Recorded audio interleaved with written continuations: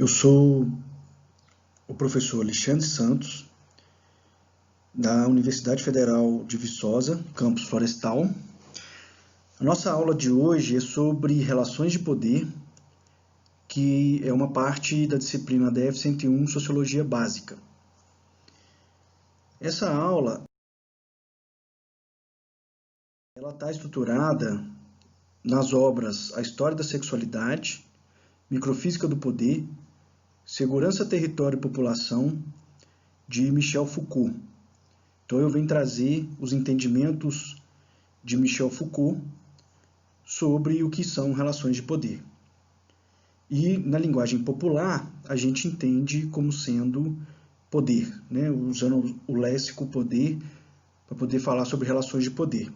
Então, quando eu me referi aqui a somente o léxico poder, eu estou me referindo ao termo relações de poder.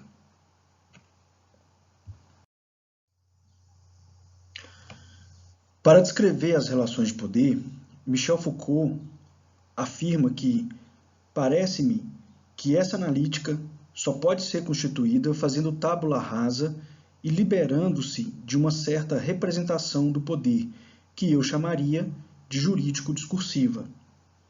Foucault deixa implícito o pressuposto que a concepção que temos sobre o que é poder está ligada a um discurso que coloca o entendimento que temos dele dentro de uma lógica de forma jurídica e que o define de maneira que não alcança o que de fato é o poder. Sobre essa distorção na definição, Foucault compreende que a razão geral e tática que parece se impor por si mesma é somente mascarando uma parte importante de si mesmo que o poder é tolerável. Seu sucesso está na proporção daquilo que consegue ocultar dentro de seus mecanismos. Quando este autor fala sobre mascarar uma parte importante de si mesmo ou ocultar-se, ele não está falando do jogo sujo de enganação e mentira tão comum aqui no Brasil, do qual nossa política é um mero efeito. Entendo disso que ele se refere à maneira como entendemos o que é poder. Enganação e mentira são executadas por pessoas. Logo adiante, veremos que o poder não possui dono, não pode ser personificado, não pode ser reificado. Portanto, não podemos entendê-lo com características de pessoas e dizer que ele mente ou engana. Não se trata disso. Trata-se da falta de compreensão do que são relações de poder e de como elas funcionam. Falta de compreensão dentro de nós sobre o que são essas relações. Só estamos submetidos às relações de poder porque não sabemos o que de fato elas são. Só toleramos as relações de poder porque as interpretamos em sentidos aceitáveis por nós. E essa interpretação cria uma ilusão, ou seja, irreal, sobre o que seriam relações de poder. Mascara sua faceta, coloca como algo necessário e até mesmo importante. No texto denominado O que está em jogo, do livro História da Sexualidade 1, Foucault discute 5 aspectos das relações de poder, sendo eles a relação negativa, ciclo de interdição, lógica de censura, instância de regra, unidade do dispositivo. Esses aspectos descrevem nosso entendimento raso sobre o que é poder e não explicam o que são relações de poder. Este texto que citei parece bastante confuso na primeira vez que o lemos, pois Foucault descreve nele esse sentido equivocado sobre o poder, justamente para poder mostrar que é a concepção que acreditamos e que ela não concebe o que são relações de poder.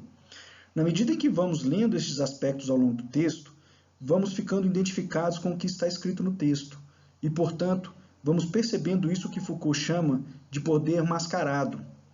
Tomamos um susto ao final do texto quando o autor fala que nada disso é poder e que o sentido ali escrito se trata somente da parte cínica do poder, da parte mascarada do poder, que assim se coloca para ser tolerável, ocultar seus efeitos e maximizar sua eficiência, atravessando-nos sem ser percebido que funciona dessa maneira.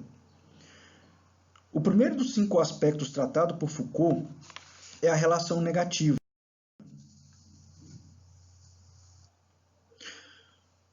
O poder jamais estabelece relação que não seja de modo negativo, rejeição, exclusão, recusa, barragem ou ainda ocultação e mascaramento.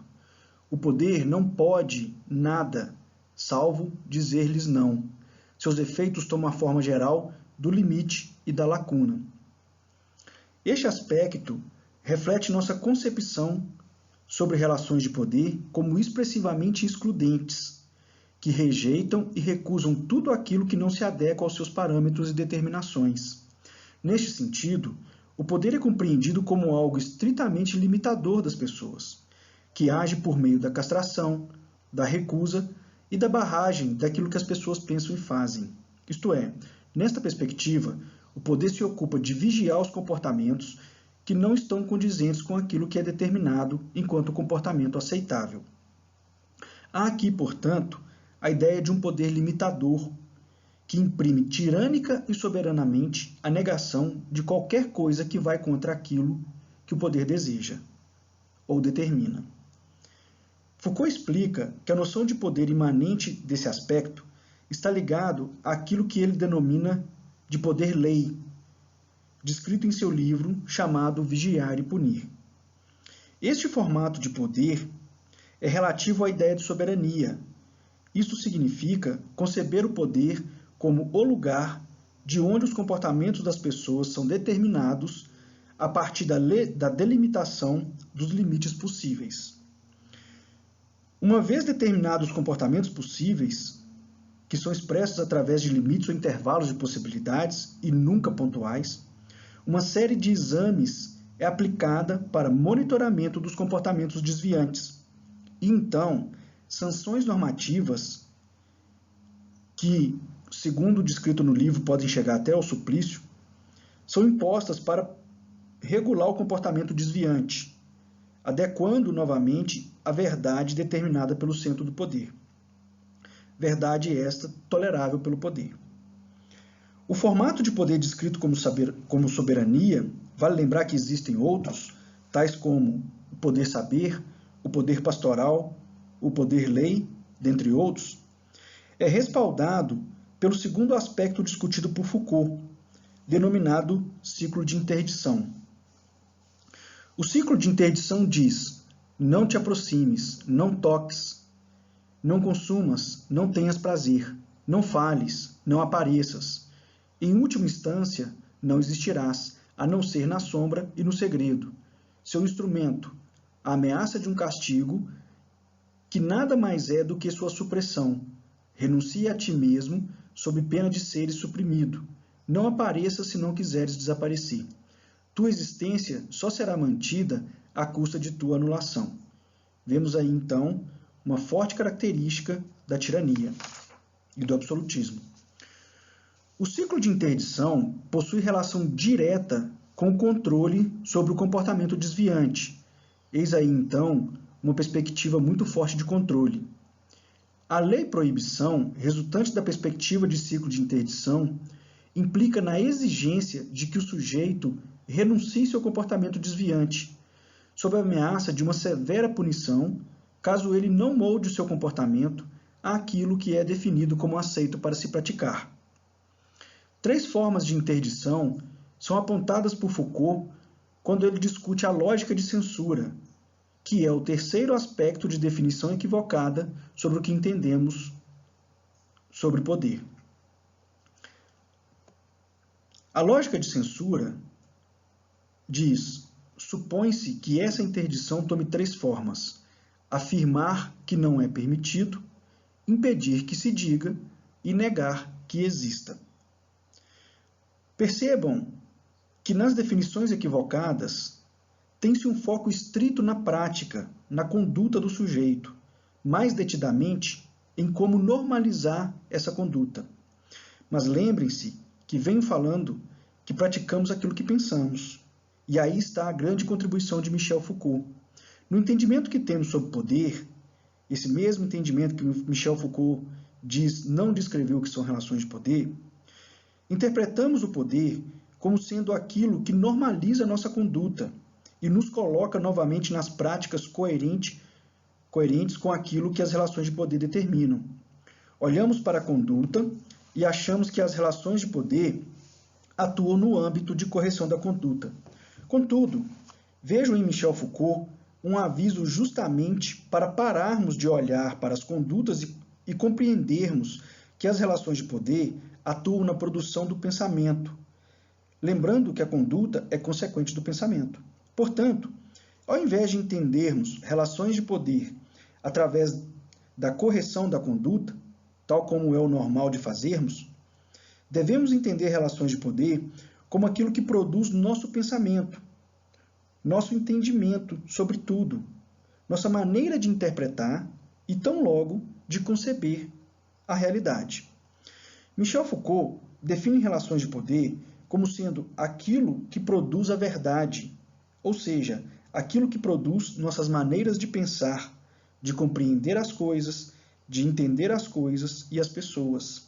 Em outras palavras, poder seria aquilo que constrói nossos pensamentos.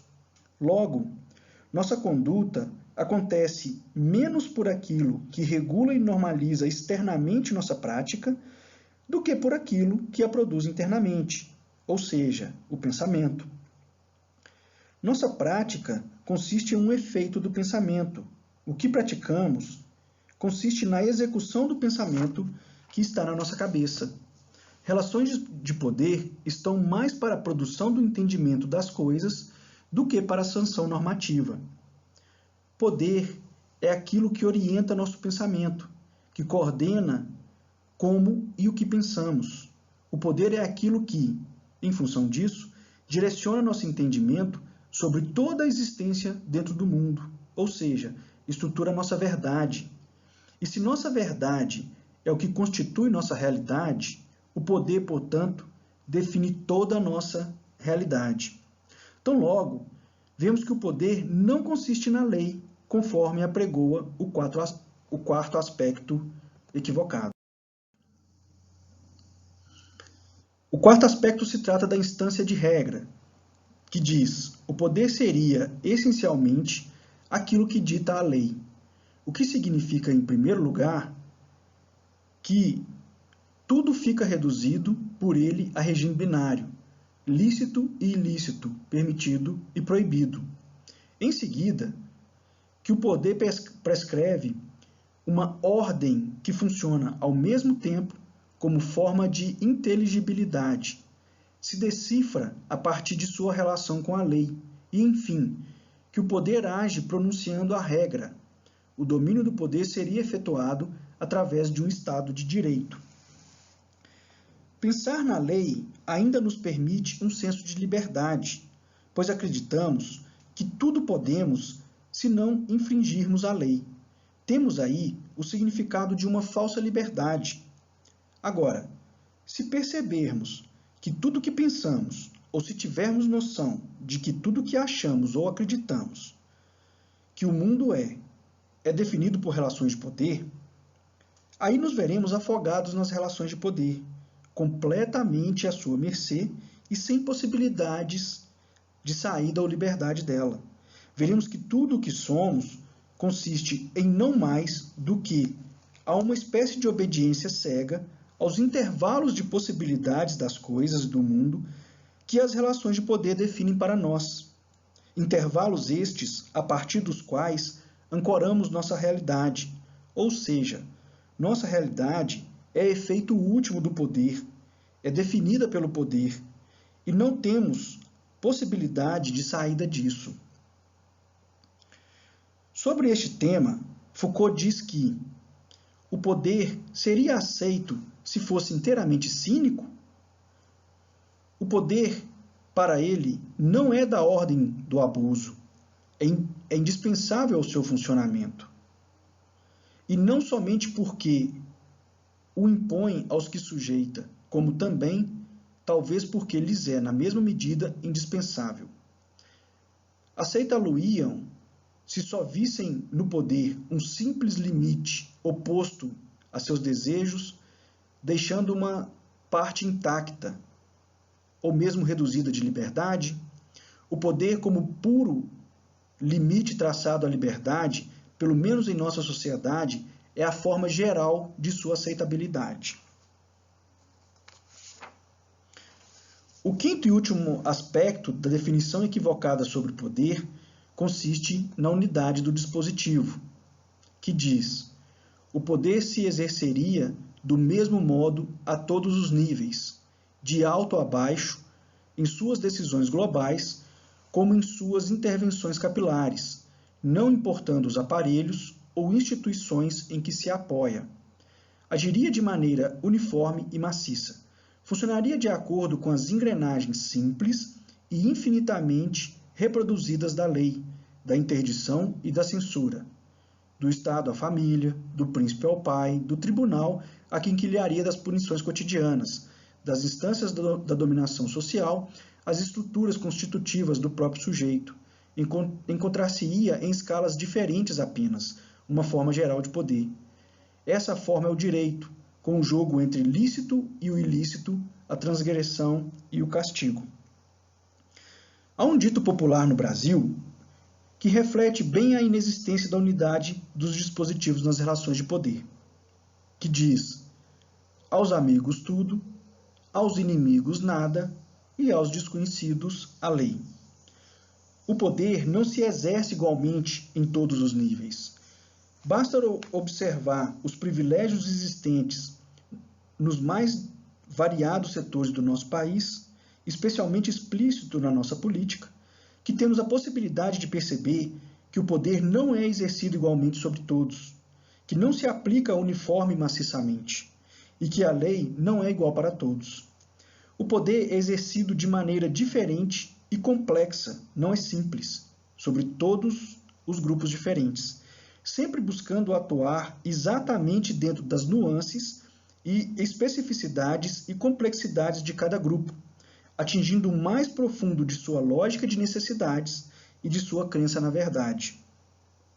Achamos que o poder vem de cima.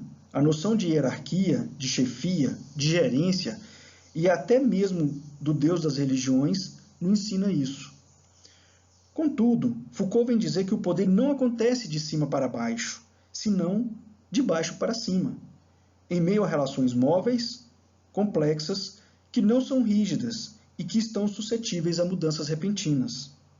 O poder vem de baixo, isto é, não há, no princípio das relações de poder, e como matriz geral, uma oposição binária e global entre os dominadores e os dominados, dualidade que repercuta de alto a baixo e sobre grupos cada vez mais restritos até as profundezas do corpo social.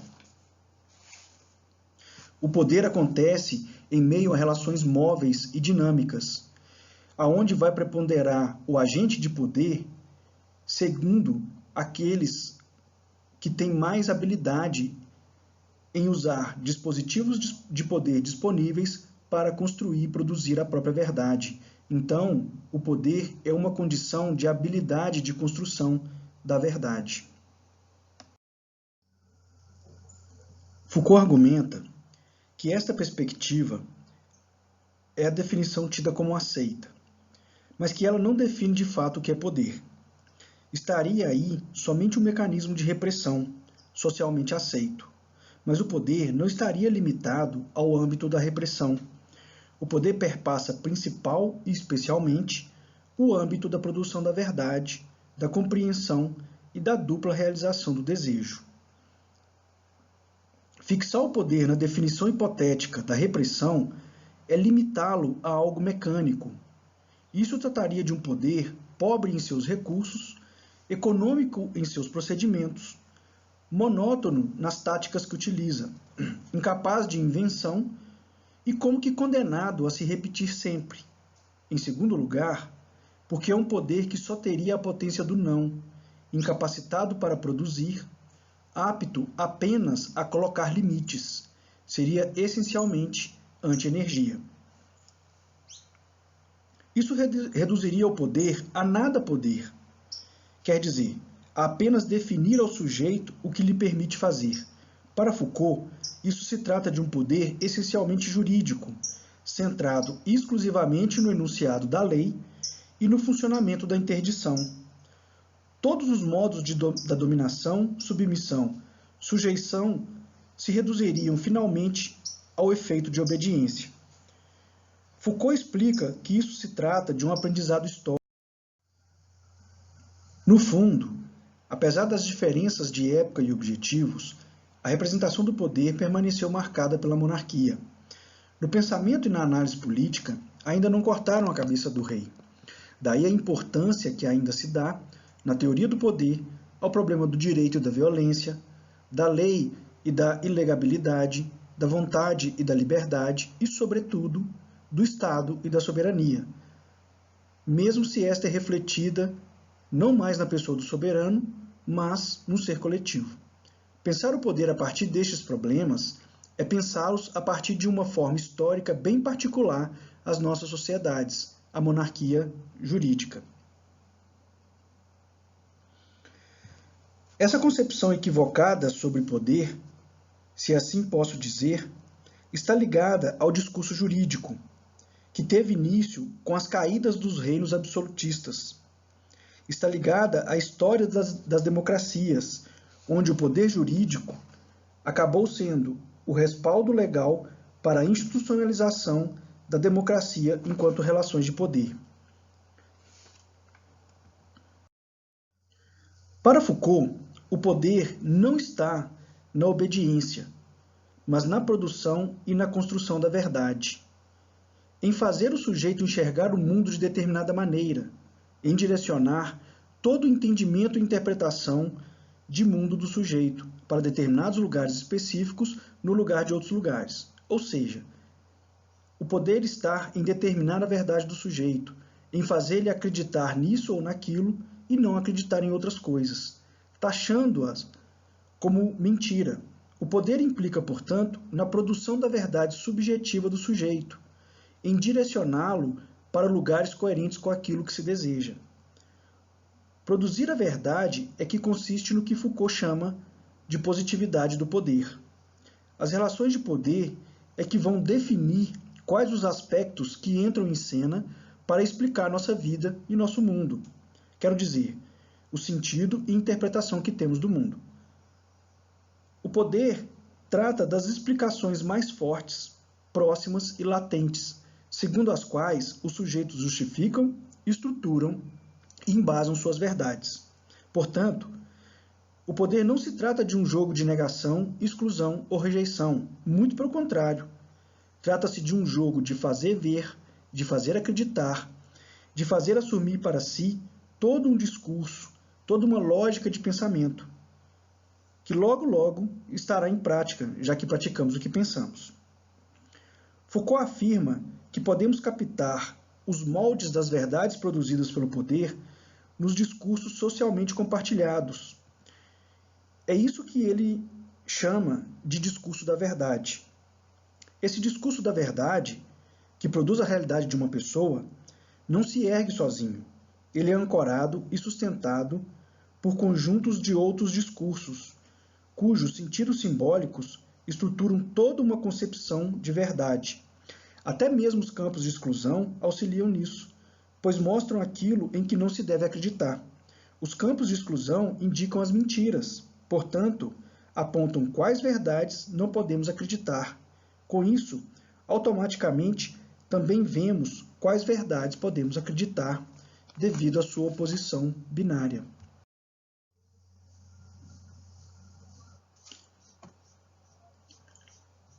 Não há poder que se exerça sem uma série de miras e objetivos, mas isso não quer dizer que resulte da escolha ou da decisão de um sujeito individualmente.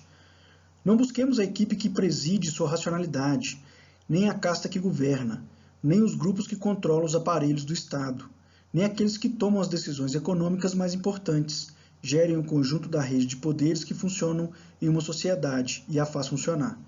A racionalidade do poder é a das táticas muitas vezes bem explícitas no nível limitado em que se escrevem, cinismo local do poder, que, encadeando-se entre si, invocando-se e se propagando, encontrando em outra parte apoio e condição. O poder não atua limitando a existência, tendo como referência o que não pode existir, conforme sugere os sentidos de repressão ou interdição. O poder opera a própria existência, diz ao sujeito o sentido e o caminho a partir do qual ele deve se construir, faz o sujeito acreditar naquilo que ele deve ser e aquilo que ele deve fazer. É o que Foucault chama de regra do duplo condicionamento. Nenhum foco local, nenhum esquema de transformação poderia funcionar se, através de uma série de encadeamentos sucessivos, não se inserisse, no final das contas, uma estratégia global. E, inversamente, nenhuma estratégia poderia proporcionar efeitos globais a não ser apoiada em relações precisas e tênues, que lhe servissem não de aplicação e consequência, mas de suporte e ponto de fixação. Entre elas, nenhuma descontinuidade, como seria o caso de dois níveis diferentes, um microscópico e o outro macroscópico, mas também nenhuma homogeneidade, como se um nada mais fosse do que a projeção ampliada ou miniaturização do outro. Ao contrário, deve-se pensar em duplo condicionamento de uma estratégia através da especificidade das táticas possíveis e das táticas pelo invólucro estratégico que a faz funcionar. É na distribuição da verdade que se define o que o sujeito é, e também é onde o poder encadeia-se, invoca-se e propaga-se, sempre apoiado por todo um aparato da verdade. Aí temos a definição do mundo e de nós mesmos. O poder não exclui ou limita, ele produz. Produz a maneira como entendemos o mundo, produz a nós mesmos, fabrica o que somos. Isso tudo porque distribui conceitos, informações, conhecimentos e saberes coerentes com suas miras e objetivos e que fazem o sujeito erguer sua verdade a partir dos conceitos, informações, conhecimentos e saberes distribuídos. É na imanência da verdade que determina a existência das coisas, erguidas nos conceitos, informações, conhecimentos e saberes distribuídos, que o poder age. A lógica de censura diz que o poder liga o inexistente, o ilícito e o informulável. Não é nada disso. A causa e efeito aqui é que os conceitos e conhecimentos distribuídos, uma vez assumidos por nós como sendo nosso, nos faz acreditar em um mundo específico. Aí temos que trabalhar, nos preocupar com dinheiro, consumir, ter, por exemplo. A lógica não é da censura, é da imanência. A imanência da verdade, ou seja, a lógica, a existência e o entendimento das coisas, das pessoas, do mundo, a imanência, pois, da nossa realidade. Quando o foco está na censura, liga ao inexistente. O poder não está aí. O poder está na própria definição da existência. Só há preocupação com o inexistente quando temos uma existência definida e a partir da qual não se pode existir outra, pois terá o nome de mentira, marginal, morte ou inexistência. O poder se ocupa, portanto, da produção da existência, de definir a existência e todo o seu consequente jogo de verdade em direções assim ou assado, e não deixando que seja de outra forma, somente apenas da forma coerente com suas miras e objetivos. Mas não por interdição, repressão ou punição, não por censura. Acontece pela fabricação do entendimento, pela formulação daquilo que o sujeito pode acreditar e naquilo que ele deve considerar como verdade e como mentira.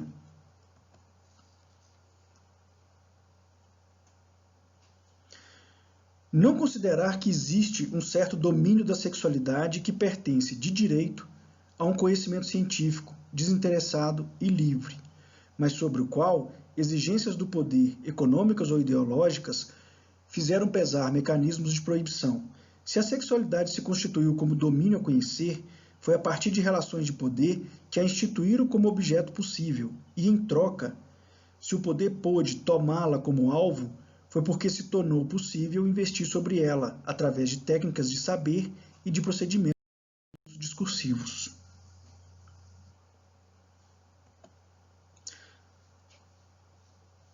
Não entendo o poder como um sistema geral de dominação exercida por um elemento ou grupo sobre outros e cujos efeitos, por derivações sucessivas, atravessam o corpo social inteiro. A análise em termos de poder não deve postular, como dados iniciais, a soberania do Estado, a forma da lei ou a unidade global de uma dominação. Estas são apenas, e antes de mais nada, suas formas terminais. Foucault coloca nossa concepção equivocada sobre poder como um de seus possíveis resultados, uma manifestação da positividade do poder, dentro de várias possibilidades dela, e não a expressão do poder em si. A expressão do poder está na produção disso enquanto formato de realidade, está na construção que determina efeitos de realidades específicos e às custas de dizer que outras possibilidades de realidade são mentiras ao invés de verdades. Parece-me que se deve compreender o poder primeiro como uma multiplicidade de correlações de força imanentes ao domínio onde se exercem e constitutivas de sua organização. O jogo que, através de lutas e afrontamentos incessantes, as transforma, reforça, inverte. Os apoios que tais correlações de força encontram uma nas outras, formando cadeias ou sistemas, ou, ao contrário, as defasagens e contradições que as isolam entre si. Enfim, as estratégias que se originam e cujo esboço geral ou cristalização institucional toma corpo nos aparelhos estatais, na formulação da lei, nas hegemonias sociais. Eis aqui o ponto em que tocamos a produção da verdade.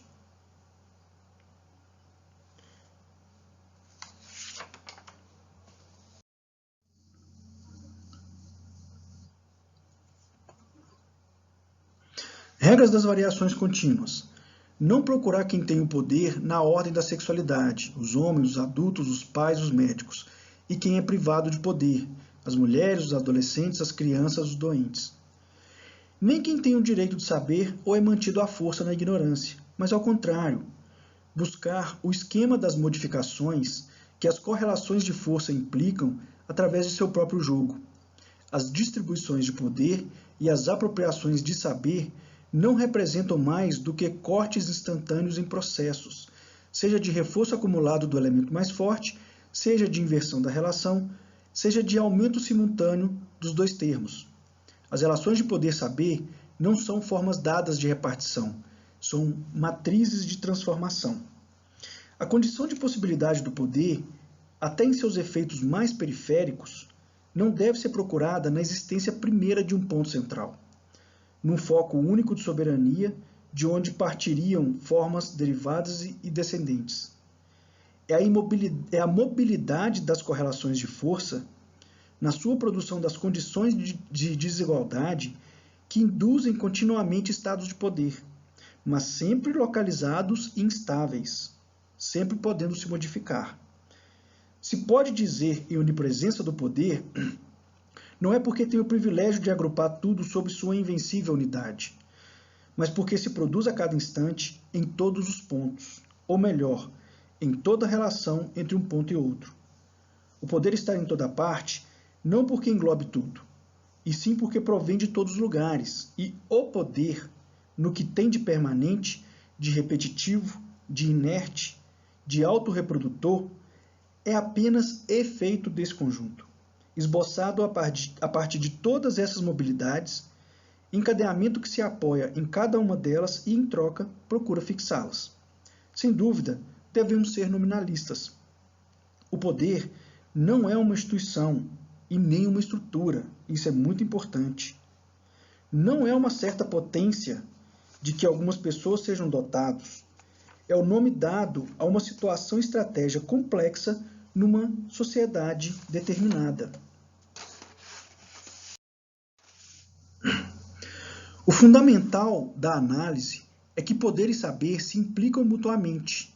Não há relação de poder sem constituição de um campo de saber, como também, reciprocamente, todo saber constitui novas relações de poder. Todo ponto de exercício do poder é, ao mesmo tempo, um lugar de formação de saber. Ao falar sobre o poder pastoral e o governo dos homens, Foucault estabelece uma analogia entre o governante e Deus, onde o governante dos homens, considerado o pastor das ovelhas de Deus, acaba sendo significado como representante de Deus.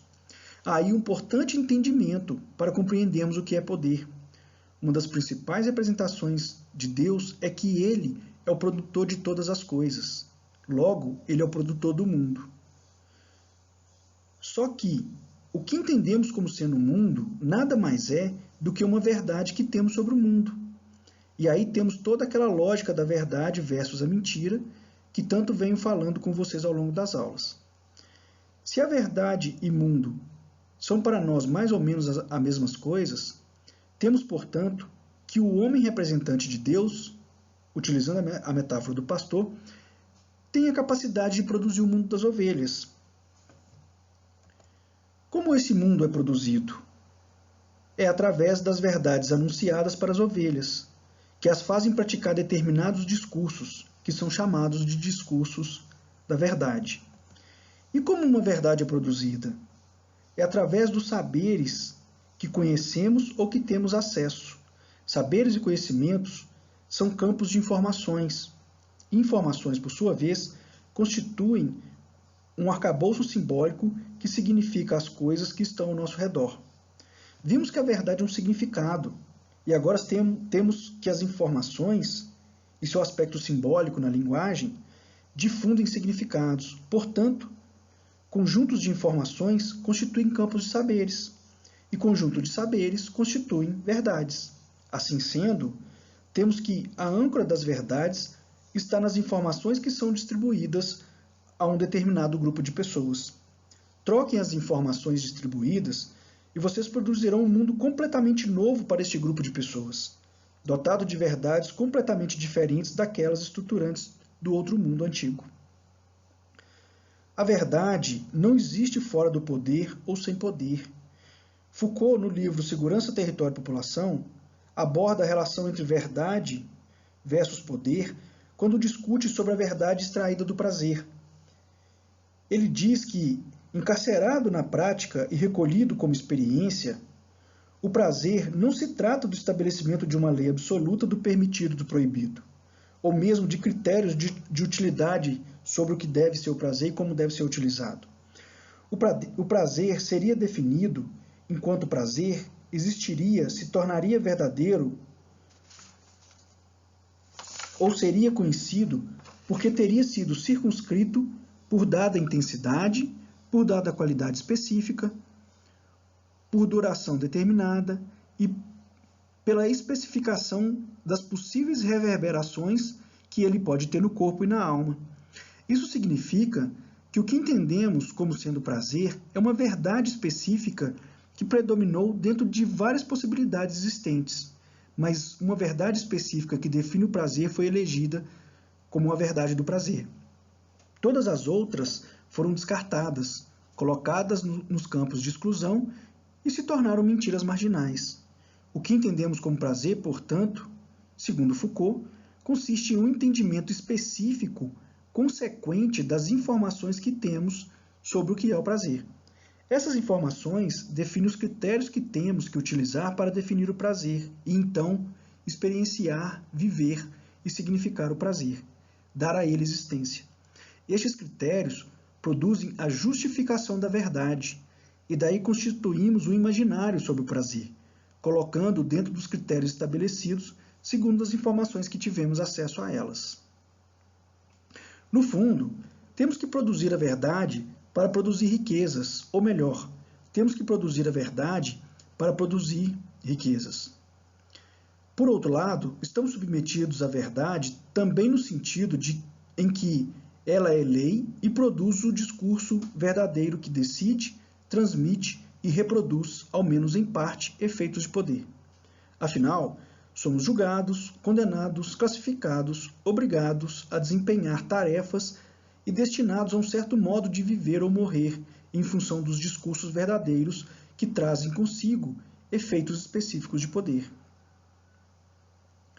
Vivemos em uma sociedade que, em grande parte, marcha ao compasso da verdade, ou seja, que produz e faz circular discursos que funcionam como verdade, que passam por tal e que detêm, por este motivo, poderes específicos.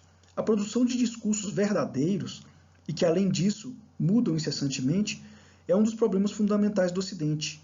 A história da verdade, do poder próprio aos discursos aceitos como verdadeiros, está totalmente por ser feita.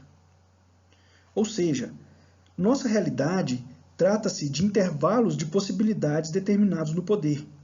São delimitações de existências construídas por verdades, através de campos de informação que Berg e Luckmann chamam de acervo de conhecimento.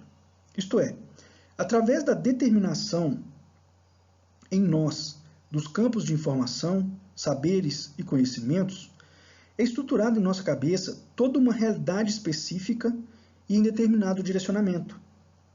Para que isso aconteça, milhares de outras informações, saberes e verdades tiveram que ser jogadas no campo de exclusão e tão logo da mentira, ou da inexistência, se assim preferirem, para que a verdade pudesse ser considerada como verdade, pudesse ser tida como verdadeira. Isto é, tudo aquilo que pudesse desmentir a verdade foi cuidadosamente guardada no lugar de exclusão e da mentira, da marginalização, da treva. Tudo o que entendemos que é o mundo não passa de verdades, provenientes das informações que temos acesso, que chegam até nós sobre o que o mundo deve ser. Daí temos necessidade de ter, de consumir, de dinheiro e etc. Tudo o que entendemos que as coisas são é uma produção específica que acontece em relações de poder. Trata-se da produção de uma verdade que para nós é significada como sendo a nossa versão sobre o mundo. Em nossas sociedades, a economia política da verdade tem 5 características historicamente importantes. A verdade é centrada na forma do discurso científico e nas instituições que o produzem. Está submetida a uma constante incitação econômica e política. Necessidade de verdade tanto para a produção econômica quanto para o poder político. É objeto de várias formas, de uma imensa difusão e de um imenso consumo. Circula nos aparelhos de educação ou de informação, cuja extensão no corpo social é relativamente grande, não obstante algumas limitações rigorosas. É produzida e transmitida sob controle, não exclusivo, mas dominante, de alguns grandes aparelhos políticos ou econômicos. Enfim, é objeto de debate político e de confronto social, as lutas, entre aspas, ideológicas. A verdade é uma verdade dentro de determinado momento, selecionada como verdade para aquele momento, diante de várias possibilidades delas. Um regime de verdade não é perpétuo, ele se modifica em função de cada rearranjo nas relações e também em consequência de derrocadas, assunções e manutenções de poder. Na medida em que as verdades e seus regimes se deslocam em virtude das intenções do poder, indivíduos vão sendo aperfeiçoados e construídos dentro de intervalo de tempo, intervalos relativos aos deslocamentos das verdades. Isso significa que o poder produz o real, produz domínios de objetos, produz rituais de verdades, produz sujeitos, produz a realidade, produz tudo o que somos, logo, produz tudo o que entendemos que o mundo, as coisas e as pessoas são.